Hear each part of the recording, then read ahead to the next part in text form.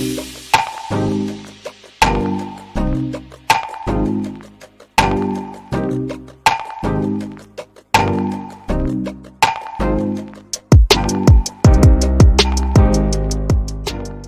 back aboard Blurred Force One with your boys Mo and Lottie, and this is the Supercast. Supercast, where we talk about all things superhero and our pop culture media. That's movies, TV shows, video games. We talk about the news and do some speculation, all that good nerdy stuff. Before we get into the podcast today, do us a favor, get down there, hit like on this video. And we're kind of in a lull right now, waiting on new superhero things to come out. Agatha All Along is coming out in a few weeks. We're rolling into the fall as the heat of summer kind of dies down. But you know what? There's still plenty going on. Superman is shooting. And of course, Marvel's got its stuff cooking on the back burners. But before we talk about all that good stuff, let's say hello to our good friend Lottie. Lottie, my friend, how are you this evening? And what you been up to that's nerdy? Oh, man. I have been absolutely engrossed in the story of the original hit monkey, Black Myth Wukong. You know what? You know what I heard? I heard about that game. I heard that they stole. I heard that it stole its whole story from Dragon Ball Z. Listen, I've never seen a game that has pissed off that's somehow pissed off both sides of the most annoying parts of the internet. The side that is like, why? Wait, why is there not representation in this game? And then the part of, oh, this game is not supposed to be good. It's made by China. The fact that neckbeards and the other weirdos are mad about this game's success is just so great. Because you every time you look underneath the comments, oh, the game developers are sexist. There's no female characters in the game. Yes, there are. There's actually a lot of them, and one of the women in the game is one of the hardest bosses in the entire game. But nope, there's no women in the game. Oh, it's China. These Chinese people, they copy Dragon Ball Z. I laughed at that. I saw somebody say that, and I was like, you just log off the internet. You just get off. I wish there was a way you could press a button and kick someone off the internet for the day. Because, you deserve that. That is so stupid. No, it's the other way around. That is absolutely Akira Toriyama merging Superman and Journey to the West, which is Black Myth Wukong is based on. So, not Superman, obviously, Journey to the West. And if you don't know what Journey to the West is, get some culture and go look it up on Wikipedia. It's ridiculous. The fact that you haven't seen the Chinese movie yet, it just get some culture. I mean, they literally had. Remember that movie Journey to the West, which wasn't good because it had some American kid meeting, and it had Jet Li as the Monkey King and also as the priest. That he played two roles, but still, it pretty much was trying to tell the story too. It is.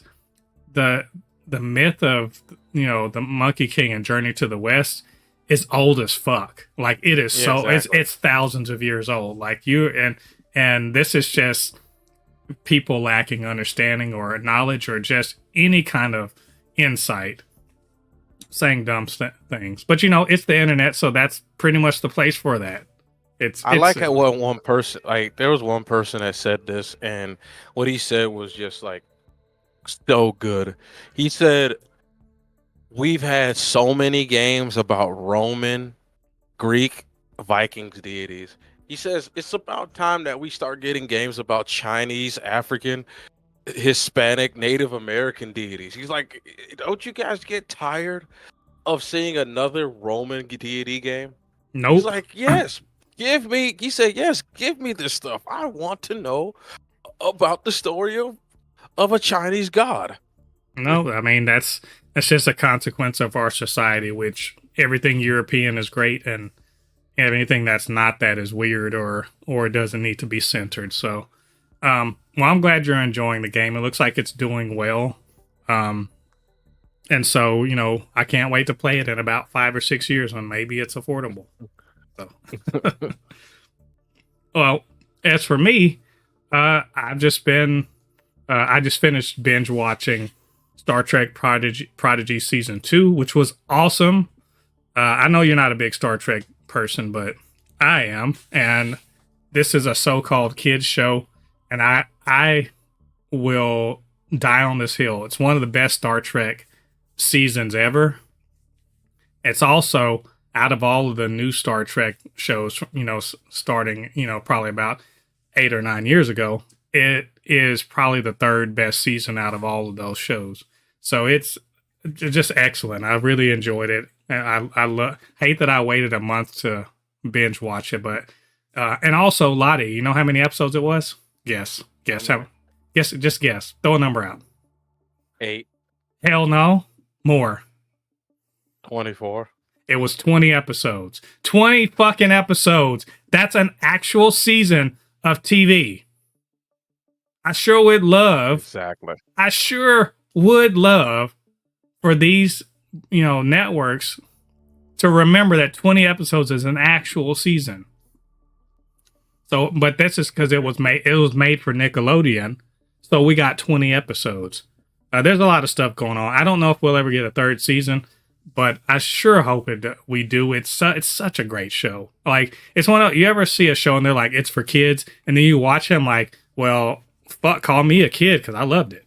Like, it's one of those shows where even though it's for kids, it's also definitely will appeal to any age as far as I'm concerned. So yeah, if y'all like Star Trek, go check it out. I really enjoyed it. So anyway, this is the Supercast. We are going to talk about superhero related media, the movies, TV shows, all that good stuff, and the news surrounding it. So here's what we're going to cover this week.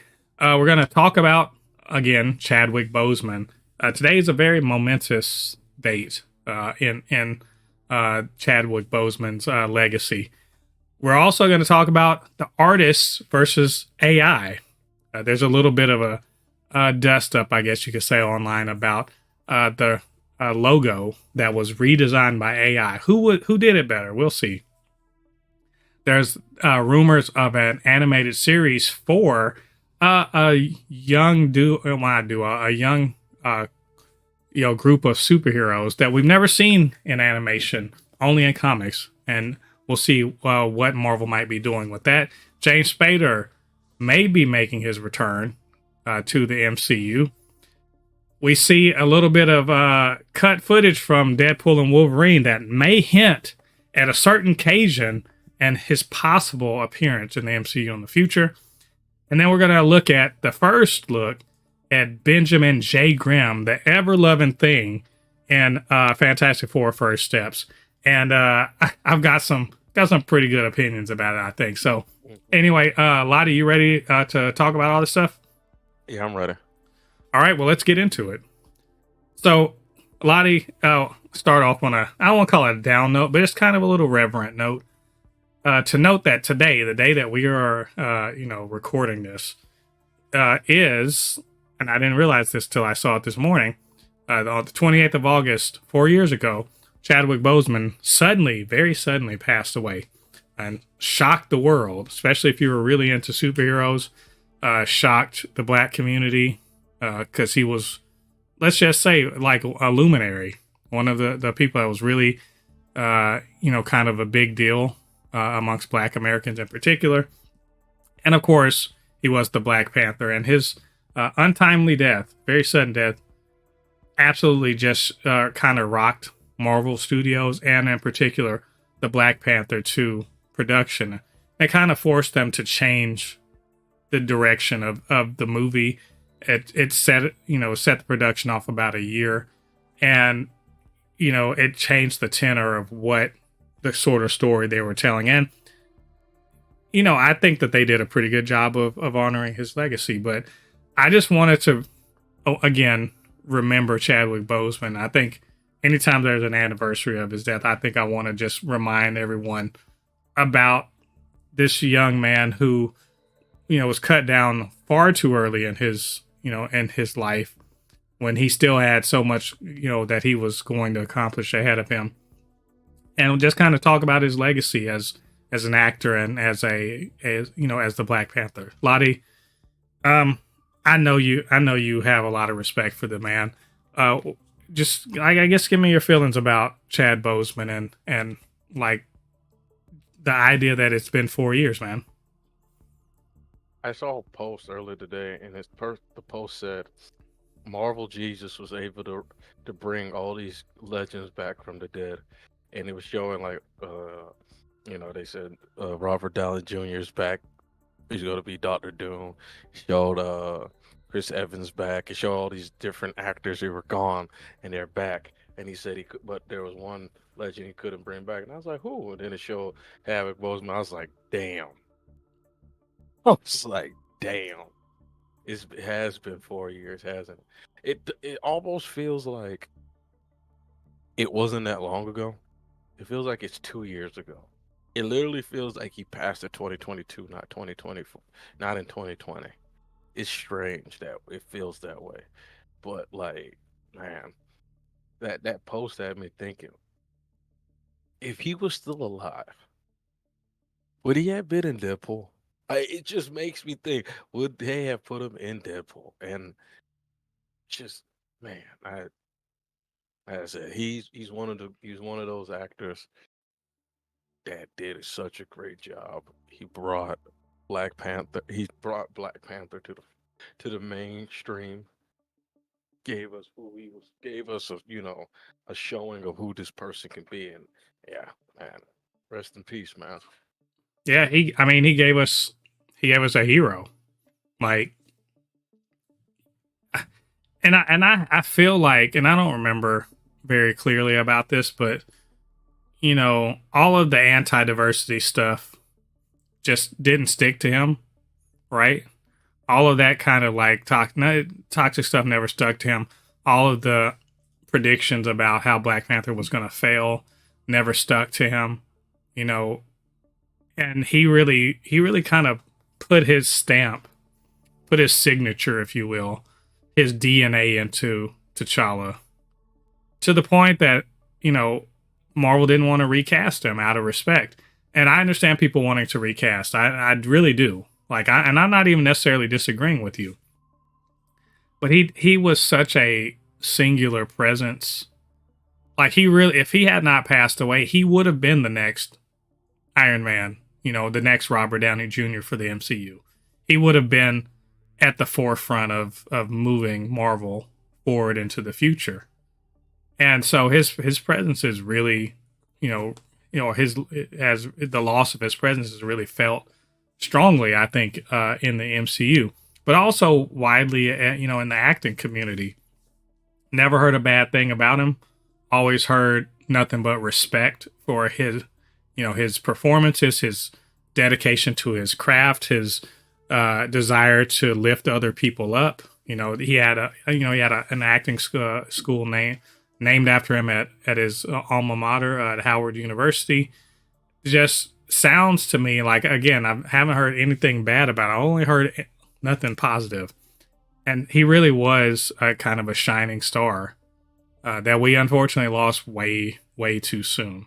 But I do always want to remember and talk about Chadwick Boseman and his importance to us, personally, us as comic book fans, but also to us as just human beings, knowing that, we only had him for a short time, but, while we had him, he did amazing things and really kind of, he really made a place on all of our hearts, I think, and in the hearts of all fans of the MCU. So, rest in peace, Chadwick Boseman. 4 years seems like it's been far too short, and we're just happy that we had you.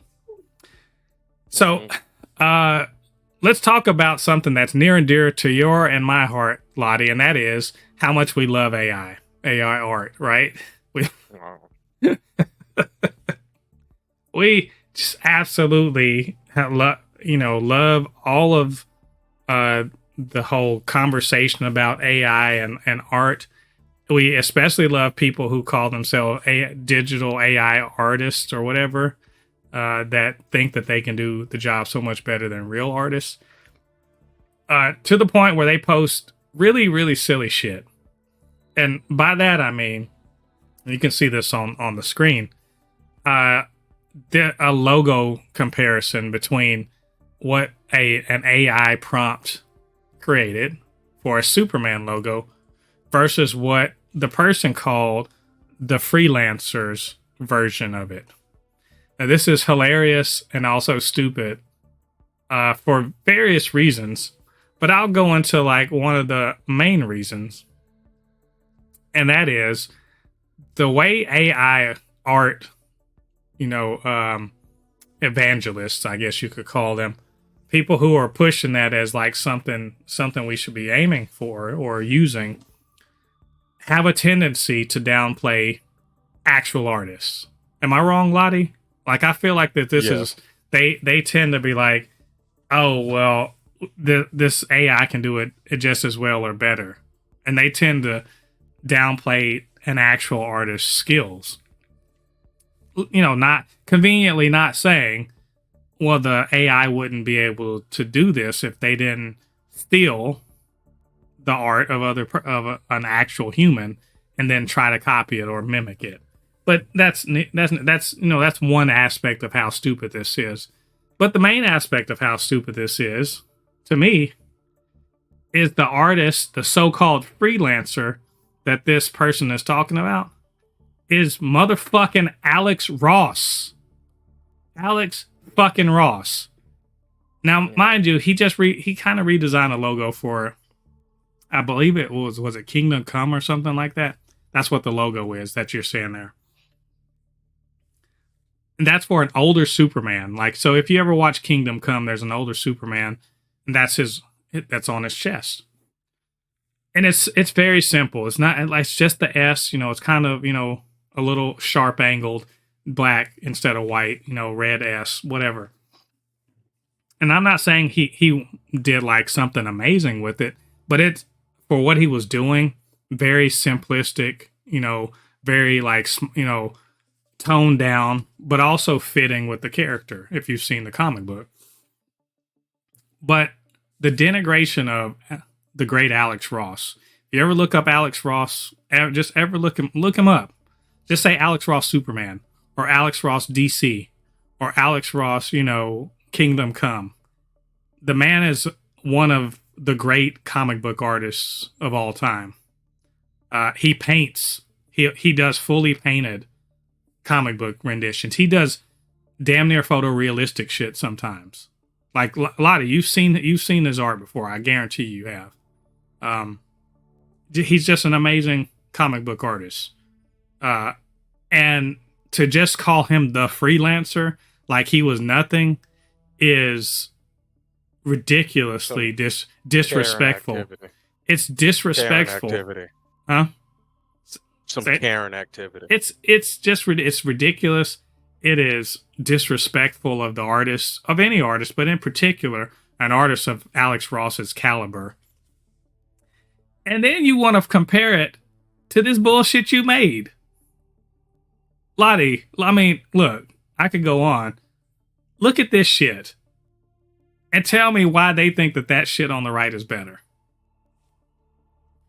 So this is what I hate about AI artists, these people that use AI and they call themselves AI artists.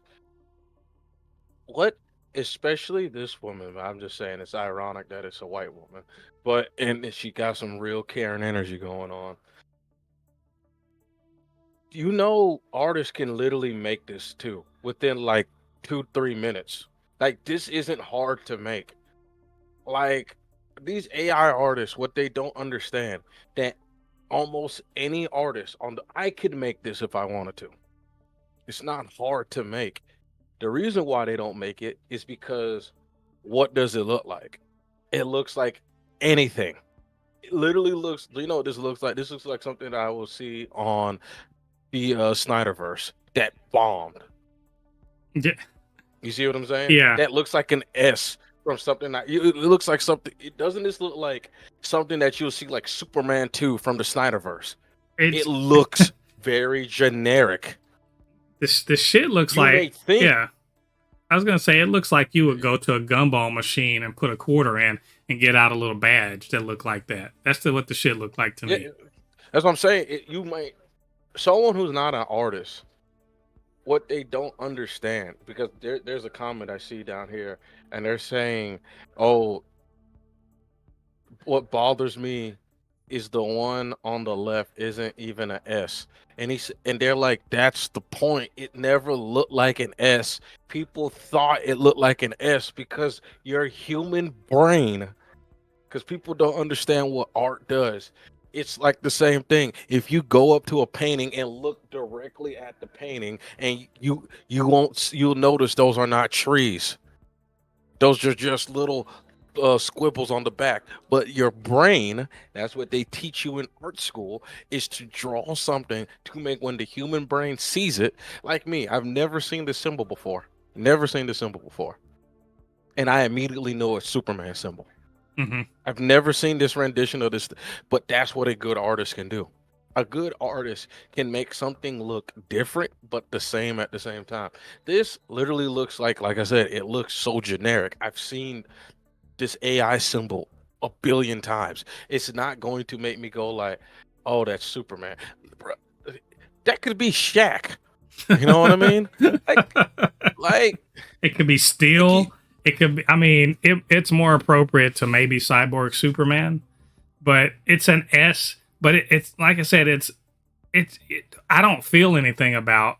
And look, this isn't me shitting on AI art just to shit on it. I'm saying I don't feel anything in particular about the one on the right. The one on the left is interesting. Like you yeah, it's said, interesting. it's not an S. It's the symbol of the House of L, right? Yes. So that, let's keep that in mind. It just incidentally sort of looks like an S. The one on the right, it's got some flair to it that doesn't make sense to me. Like, what's with the J.J. Abrams lens flare situation? Is something shooting out of both ends? What's happening here? What is that source of light? There's many aspects to this symbol that looks like a try hard, if that makes sense. Yeah. They're Like I trying said, too it hard. just that's why I literally tried to explain this to someone the other day when they were telling me about, he's like, they were saying why AI art is like so like necessary and all that stuff. And they said, look what AI art can do. And I showed them I showed them a digital picture from 2012, and I said, they're like, what? I say, people can literally do this, man. Digital art was really big in the late 2010s. I mean, in the early 2010s. People stopped doing it because, you know why? It looked the same and it didn't differentiate anybody. It's one of the things that's happening with Disney animation right now. A lot of their art looks the same. You know what I mean? You literally can't tell the difference between a lot of the three, because Disney went to that 3D animation, which is, in my opinion, one of the biggest mistakes they did. Is that a lot of their movies now look exactly the same now. You know what I mean? Unless you see that one character, if you just show a part of a Disney movie now and show it and put it with another Disney movie, you wouldn't know the difference of it unless you see a main character, because they all have the same art style. That was happening with 3D art. It's what happening with digital art. You can tell what AI art is now because it all looks the damn same. Because that's what AI is going to do. They're going to make something pretty much the same because that's all they know what to do. And Yeah. it's just no they no they don't understand creativity. it. No, I mean, they haven't programmed creativity into the AI. It's the And AI. and I And don't even know how you would go about doing that, but there's no creativity, there's only mimicry. And But one more thing I want to say before we change the subject, just to throw more water at these stupid people. The same people like her and the people in the comments talking about what AI can do and AI art is better. These are the same people that are the grifters that talk about a movie. That movie felt like it was written by AI. These are the same people that will get mad if they find out a company's making a movie with AI writers, or the game was made by AI. But then they're talking about getting rid of artists for AI. Make up your mind. You're just a grifter, bro. It just shows you how much of these people are just like you said. They just they just make topics just to piss people off. Yeah, and they'll be talking about, there should be the democratization of art, and that, you shouldn't have to be limited in what in creating stuff just because you're not able to draw. And I'm like, yes, you should. Yeah. Yes, your ability to draw should be the limiter. Whether or not you can draw should have an effect on whether or not you can produce a fucking comic book, man. Like, it's this whole idea that, you can get results without having to do the work is bullshit. Now, like you said, they would hate an AI created movie where the script was created by AI. It's the same fucking principle. You want art without the effort required to be good at it. So, or more to the point, you want to be, if we're going to put it in terms of the script, you want to be able to make a script that is taking a bunch of shit from other good scripts and cobbling it together into something.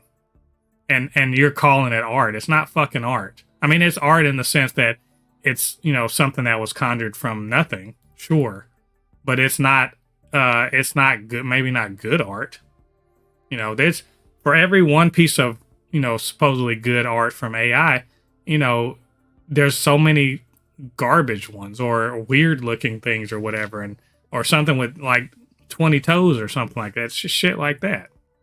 Like, when y'all can program into the AI to have actual originality, an actual, artistic flair of its own, when y'all can figure that out, let's talk. But until then, I'm not interested. Like, it's like, I'll say this much. For mocking shit up for the free, for people that ain't got no money, for the free, mocking something up or just slapdashing something together, fine, whatever. But when it comes to making actual comic books or cartoons or movies or whatever, I don't want it. So, anyway, we'll keep an eye on this AI stuff and dogpile on it another time. So, a quick thing. This is really shout out to my daughter, who will be very, very excited about this news, even though it's just a rumor. And that is that Marvel or Disney could be working on a Power Pack animated series. Now, Lottie, I don't expect you to know who these people are, and that's fine. This, again, shout out to my daughter, because this is for her and for me, because I like the Power Pack from back in the early 2000s. They're basically a group of siblings. Like, think the not boxcar twins. Well, kind of boxcar twins or whatever. But they're like 4 kids, and they get superpowers because these aliens give them these, special powers, basically. And and when I say kids, the 2 oldest are like 13 or 14, and the youngest is like 6 or 7. And they fight these aliens and all this other stuff. They were originated in the 80s, basically. And they, oddly enough, it may be interested to know, they've interacted with most of the Marvel superheroes at one point or another. They were even involved. Remember, I don't know if you remember this, the Mutant Massacre storyline back in the 80s. They were, it was that or the Inferno storyline. They actually interacted with that too. Just kids, by the way. But they are basically, in my mind, they're a kind of an all ages sort of superhero. And it looks like Marvel or Disney may be looking at making it into a TV show. So, again, Lottie, I don't expect you to have a huge amount of stuff about this, but you know how much I love Moon Girl and Devil Dinosaur and would like more stuff very similar to that. And I can say that this will probably be like that. Do you think this is something that Marvel should be doing, or Disney at least, leaning into more kid-focused superhero things in the Marvel universe? One of the most popular uh animated TV shows during the time was was it Teen Titans? It was a Teen Titans show back in like between I think it was like '03 to like '09, and They still make Teen DC Titans go to. absolutely yeah, DC absolutely dominates that segment. Like it's not even like Disney doesn't even come, Marvel doesn't even come in the same like stratosphere when it comes to kid superhero shows. They 1000% need something. Well, it's like it's not even close. Like it is literally a market that is 100%. Uh, DC has 100% market share in the kid animated superhero genre, and I'm not just talking about as in like it's 100% now, but even when we were younger, it was like 80%. So yeah, because you got to think their one of their biggest hit animated TV shows is not for kids, and that was X-Men, X-Men '97, X-Men '97. If your kid is watching that, stop it, stop it. That was an adult show, very adult show. Yeah. No, I mean, that's true. I think I think honestly, Marvel is they're so leaning into catering to us and more adult fare that they are sort of missing the fact that you need to actually create Which a is young bad yeah. because if you don't do that, because the thing about it is if you don't foster a young group, what happens is what's happening to Star Wars. Star Wars, the reason why Star Wars keeps making stuff that is catering to teenagers and a young audience and it's not doing well, it's because for so many years they were only catering to one adult, one group, which was the people who grew up in the 70s, 80s, and early 90s. And now they're aging out. The fan base, the predominant fan base of Star Wars is in their mid 40s to early 30s. That is their and it's almost too late because you can't, it's almost too late because kids don't even care for Star Wars anymore. And it's the same thing with what's it called, Marvel, that their fan base who grew up with who are fans of the MCU are what, they are in their early 40s to late 20s. There's nothing after that. If you like, literally, I had one of my friends' kids just graduated high school. He's 18. He's never seen any of the Marvel movies, and I don't blame him because when Marvel was popping off, his mom wasn't going to go take him to the movies. He was too young because it sounds crazy to think about, but Maurice, think about this. Endgame was 5 years ago. He was 13 when Endgame happened. You see what I'm saying? Yeah. Yeah. So it's when someone says that, they're like anytime I talk to someone my age and they go like, "What is with these kids not watching the MCU, bruh? Endgame was 5 years ago. If you're 20 or 18 now, you were 13 and 15 when Marvel was at its peak. When Marvel was just starting off, what were they, like 6? Yeah. It's the thing is that they don't have Earth's mightiest Avengers, Earth's mightiest heroes. They don't have Spider-Man. There's no Spider-Man cartoon. I mean, Moon Girl and Devil Dinosaur, I think, should be one of those entry level Marvel things, but it's one of not too much. Very few. So this really, like, to me, the Power Pack represents the kid power fantasy anyway. They're literally kid superheroes. Their parents don't know about it. They're fighting against these aliens. they're flying around. They got these cool little powers. They get into some danger, but nothing really harrowing or death, likely to kill them or whatever. And they have also kind of, like, I remember on Power Rangers, they had the little minder that sort of helped them out and kept them out of trouble, like that sort of thing. So it's got all of the hallmarks of what I would consider to be a good kids show. And if they don't follow through on that, like I was literally me and my daughter finished watching Moon Girl and Devil Dinosaur like a month ago. And I was just like, why aren't they making Power Pack? Why aren't they making Squirrel Girl? Why aren't they making, stuff like that to get kids up on the Marvel universe and the fun side of it, not the scary side of it, right? The movies are the scary side.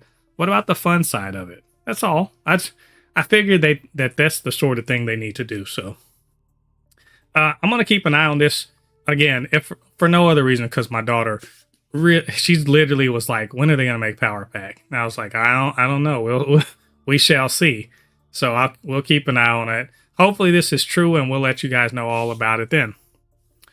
Speaking of Marvel, Lottie, your absolute favorite robot is headed back to the MCU, apparently. And no, I'm not talking about, Vishon. I don't know if you remember that from WandaVision. Not talking about Vishon. I'm talking about his daddy, Ultron. Because apparently James Spader is back. He's going to be back voicing Ultron for the upcoming Vision Quest series. First of all, who knew that a computer that was all powerful and connected to the internet would think to, put himself on an SD card? Who knew that, right? But which apparently is probably what happened. And he's been kind of laying low this whole time. But Vision, White Vision or whatever, is back. And as you remember, he really, really wanted that Vision body, right? Really, really wanted that body. And maybe this time he's gonna get it. He's like Orochimaru. He's just waiting to slide his snake up in there. So, Lottie, you excited for this, man? You're ready to see Ultron come back and try to kill all of the meatbags? Okay.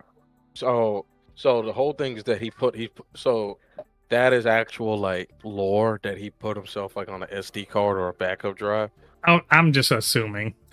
In the comics, every time they defeat Ultron, it turns out he's like Doctor Doom. He actually had a copy of himself somewhere else. Every time Doctor Doom is somewhere, it's just a Doom bot. Every time Ultron's defeated, I back myself up somewhere else. Yeah, it's just a Doom bot. But yeah, I think it's more of that when they went and brought Vision back. Part of the thing that they used had a little piece of Ultron left in it, so it's going to be like him going through it trying to stop Ultron. I mean, it's going to be a little thing of like, what's the word I'm trying to use? Vision is going to have sort of like a what is that thing called? Like a good and evil. Like he's going to be possessed, maybe. He's going to have the Vision that we know as his good conscience, and Ultron on his other conscience. Like Vision is probably like there's gonna be in slow motion watching an old lady get about to hit by a car, and good Vision is like, "Hey, go save her." Ultron's like, "Fuck that chick, man." So we must. What do you say? We must protect the planet by killing everybody. So yes, yeah, I'm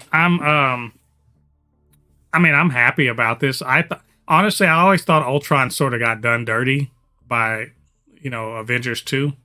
He's a much bigger and more menacing threat than I think that movie revealed, and also he's much smarter. So the fact that he kind of got done in by not very smart means is kind of weird. So would be very interested. And also, I would love to see what an Ultron returning has to do, or if has anything to do with, you know, Doomsday, you know, the Doomsday storyline, because, you know, sometimes Ultron and Doom do work together, or with the Secret Wars storyline. What does this mean for Vision himself, but also having Ultron running around?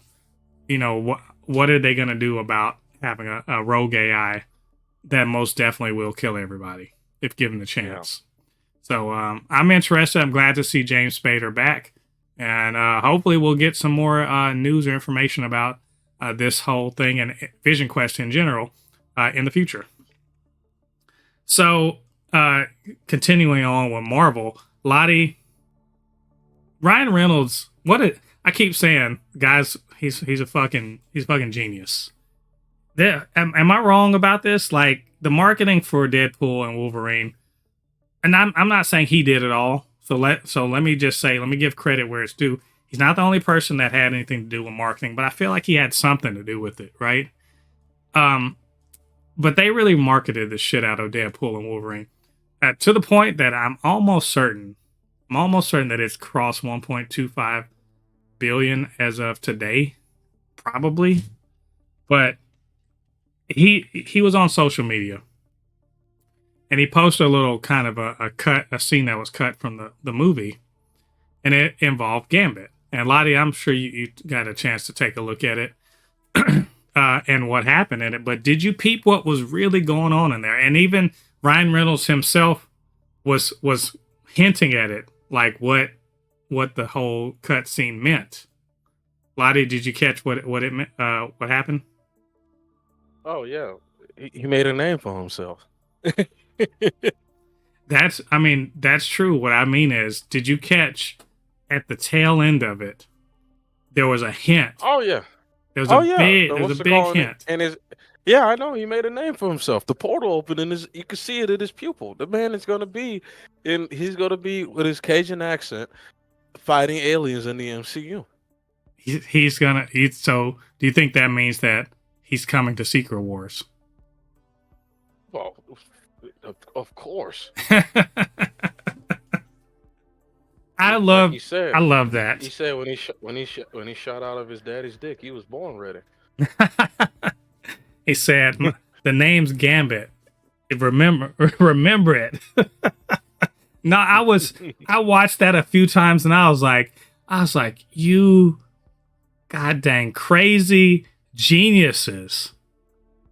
Like, this is why I'm not kidding. This is why I'm certain that as long as Ryan Reynolds wants to do it, Feige will let him be Deadpool in the MCU. As long as he's willing to do it, as long as he's got ideas for movies, as long as he's got ideas for he's gonna do it. Because like that, he didn't have to do that. He didn't have to drop that little thing, right? He could have been like, that's just, that could be on the DVD or Blu-ray or whatever. But no, he posted it to his social media. And really, in my opinion, did something really awesome for Channing Tatum. Because, he really wanted to be Gambit years and years ago. Yeah. It just never happened. But he did something really awesome by giving him a badass scene where he seems to be the only person out of the team to have survived, but besides Laura, obviously, to have survived that little fight back, at the end of time. And now he's getting rescued from it by a sling ring.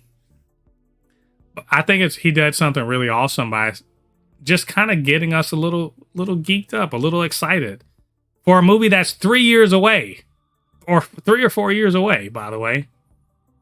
But also maybe laying the trail for how we're going to see the multiverse saga ramp up across other titles, across other movies and TV shows. And I think the sling ring, the portal, is going to be the way we sort of, get the signal that different people are being recruited into this multiversal team. And so I love that. I think it's really smart. And I love it that for Channing Tatum, but I also love it for people that really just like Gambit. Even the people that were confused and didn't quite understand what the fuck was going on with him. Like I love it for you guys too, because you're gonna understand. So anyway, Lottie, I mean, am I wrong about this, or is this like a galaxy brain move? Oh, it's 100% going to happen. I mean, he was I don't want to say universally loved, but majority loved. And I just want to put it out there for the neckbeards or the armpit women out here that are saying that his accent, I hated his accent. He's not French. That's not a French accent. First of all, it is not a French accent. Gambit is Cajun, and then second of all, the people who said that's not a Cajun accent has never met a Cajun person before, and also third of all, just to make you guys just to show how stupid you guys are. Channing Tatum is Cajun, by the way. Channing Tatum is from Mississippi, and his dad is from New Orleans, Louisiana, and his dad is Cajun. He said his accent is 100% based off the accent his dad, his grandfather, his uncles, his aunts were talking to him. He said every single line he said came from his family. So if you neckbeards and all these people out here that swear they are knowledgeable about a Cajun accent, you are 1000% wrong because Tata Tatum is Cajun. He knows what he's talking about. There you go. Definitive. I don't know. How can you hate? How could you hate Gambit in this movie? It's crazy. Exactly. It's crazy. Like, come on, man. It's the weirdest thing ever. Yeah, I love it. I love that Ryan Reynolds did this. Can't wait to see more developments like this. So you guys keep an eye out for that, and we'll talk about it all then. So, final thing for us on this kind of truncated show, we had video, behind the scenes video on the set of Fantastic Four First Steps, where we get to see the ever loving blue eyed thing, aka Benjamin Grimm, J Grimm, aka Ben Grimm, and it's interesting. That's what I want to say. With the reminder to myself and also to other people that it's called movie magic. And like most magic tricks, it's not as good when you look behind the curtain. You know what I mean, Lottie? Like, if you watch Chris Angel, it's much cooler when you're in the audience, much less cool when you're, up in the rafters and seeing how it's done, right? So, let's keep a reminder of that. It looks like, for whatever reason, they've got a rubber mask for practical shots for Ben Grimm. Lottie, I mean, you're looking at this, right? Yes. And this was very short, but there were people helping basically the actor in the suit to kind of fit the mask on. And by the way, the mask looks pretty good. It looks like the best Halloween mask possible to put on somebody. But I almost feel like this is probably a stunt actor or, kind of a stand-in and not necessarily, or even someone who's going to be taking, a shot that's taken from a distance so they don't have to CG it in. So I feel like that's true. But it's very much a rubber mask and everything like that, and mitts and everything. So, Lottie, they're going kind of practical on this. Are you surprised by this? It's not a CG fest, at least not yet. What do you think? Thank God.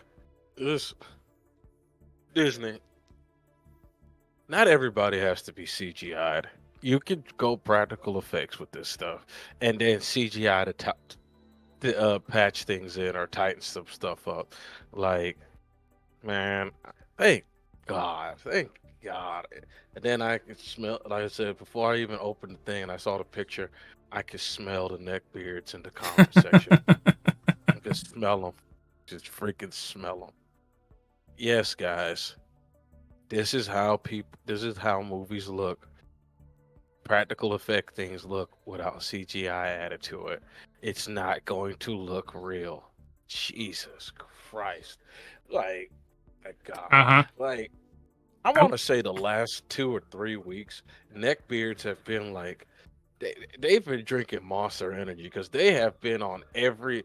Usually when you're like just surfing the internet and you see a post, there'll be some post where you won't see a neckbeard in sight, but it feels like I don't know. Maybe they've trained AI to be just as neckbeardy as themselves, and they're like in every single post now. It's just It's probably that's at ridiculous. least some of them are definitely AI, are definitely bots. Some people were in the comments were talking about this. Someone said it's a practical lighting reference for CGI, which makes sense to me because they do need to match the lighting, so it helps that if they have a good reference within frame. Also, note that if you look closely, it's very comics accurate. Like Yes. the way he looks very comics accurate. I like that. I like the fact that less CG, less CG, more practical. When you don't necessarily need to throw work to the graphic artist all the time. You can sometimes get prosthetics and all that other stuff that will work, just as well and can be touched up with CG. So it's like, it's the And best of both worlds. here's the great thing about practical effects, which movie directors need to shut up about. It's expensive. Yeah, it's expensive to make the suit the first time, but guess what? You can use it again and Yep. again and again and again. But if you use CGI, you have to reanimate it again, completely again and again and again. You know how fun that is, and that's why your movies have such skyrocketed budgets when they shouldn't.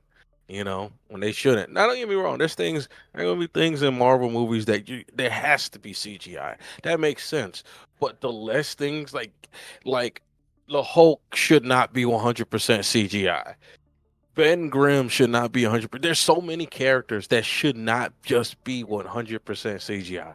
You can make them look like practical effect. There's so many characters you can do that with. Yeah. You know what I mean?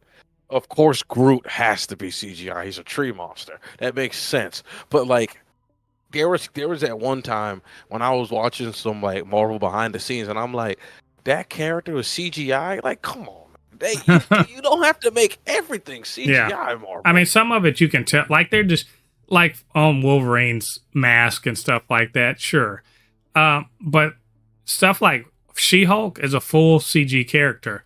But you even saw that some stand-ins were really tall women were used as That one stand-ins. just never made like She-Hulk being 100% CGI just did not make sense to me, especially with she's not like aggressively tall in the comic books. Like there are so I many mean, tall actresses. she's quite tall, but Yeah, but Jennifer, she's not like 9 foot tall. Like she's yeah. not like 9 foot. There's actresses that are like 6'7", 6'8" that you can touch up in CGI. Like to make her completely CGI just didn't make sense to me. Yeah, Like it was especially when they really say well. It was really because Tatiana Maslany is not very tall, and so but you still needed her facial acting and all that other stuff, and also painting someone green is not as it doesn't look good. It just doesn't. We've seen it before on TV. Doesn't look good. yeah. But it's expensive. Like we know it's going to be expensive, so going practical and like if you noticed in that clip the only parts of him that you saw that were his skin was his face, his head, and his hands. He was in a suit, right? Yeah. So they're going the very smart route of let's put Ben Grimm instead of having him in running around in underwear and looking like a big unfinished statue with speedos on. Let's put him in an actual suit that covers him up, so we don't have to spend money to do that. To actually animate all that or put someone into a really uncomfortable practical suit that is like hard to get in and out of and all that stuff. It's stuff like that. So I think it makes sense. I think it looks pretty good. And again, we're looking at the magic behind the curtains rather than it in the audience. So rest assured, it will look better when we see it when it's finally on screen. So cool, Marvel. Like to see that progress. hopefully we'll get more stuff like this as the months roll around, because as we know, this is coming out next July. Very interested to see how it all plays out. So anyway, those are all of the news items for this week. But you know what? Maybe we missed something, or you had something to say about what we were talking about. Maybe you wanted to give us some some advice about what other things we should cover, all that sort of good stuff. You know what to do. Get down there to the comment section, leave your thoughts there. Of course, you can always hit us up, supernotfunnyshow@gmail.com, blurred_force1 on Instagram and Threads, and it's super_not_funny show on TikTok. And while you're doing that, do us a favor, get down there, hit like on this video, subscribe to the channel, and hit that notification bell. All that good stuff helps to grow this channel, helps more people to see this podcast and all of the other content that we make. And of course, I can't do this by myself. I need my good friend Lottie, to let me know what's going on in the world of not just video games, but also superheroes, and let me know what those neckbeards are really up to. Like, you know what I'm saying? So Lottie, where can they find you on the internet? Oh, you can always find me on my YouTube and Instagram channel, which is Anukinihun. And it's Anukinihun, Anukinihun. Again, it's Anukinihun. I'm almost done with Black Men Wukong, and I'm about to release a video of an extensive review about the game. I'm just spoiler alert, it's a masterpiece. Don't listen to the neckbeards out there. The game literally, and I mean literally, delivered on everything it was hyped up to be. It's a masterpiece. Absolute masterpiece. But yeah, I'm going to release an extensive review on it with gameplay playing in the background. I have not streamed it because masterpieces like this need to be played without an audience. I need to experience this game. Was your computer able to handle it? Like at full resolution? This game brings every graphics card that exists on the planet to its knees if you play it immediately. You need a graphics card that can use those upscale software. And even with the upscale software, my living room gets toasty. I mean, toasty playing this game. My man got the AC blowing straight from the vent into the computer. Well, that's cool. I'll keep an eye out for that, definitely. So you guys go check out Lottie's channels and his social media. Go show some love. And speaking of showing some love, thanks to all of you for showing love, particularly if you are listening and you are a follower on Threads, where the blurred_force1 account has recently passed 600 followers. That's pretty cool. Really, really appreciate that. Y'all are just listening to me run my mouth about nerd shit and some political things too. But, I try not to treat it as my personal social media, and sometimes I'm successful. So apparently some people like to listen to what I have to say. I really, really appreciate that. And also, the YouTube channel, which you're listening to this on right now, is getting close. No, we're not there yet, but we're within. I think we have 39 subscribers to go to hit 500, which is cool. So hopefully some of you subscribe and help us to get to the 500 mark. That's where things really start rolling around YouTube, and we would like to do that. So show us some love. But either way, glad you're here. Thanks for listening to us this week. Come back next week. We'll be talking about many more superhero movie and TV and video game related things. So until then, I've been Mo, your comment extraordinaire on all things pop culture, joined by the anime expert, video game designer, and lover of all things superhero, my good friend Lottie. We'll see you guys on the other side of the thread. Peace. Peace.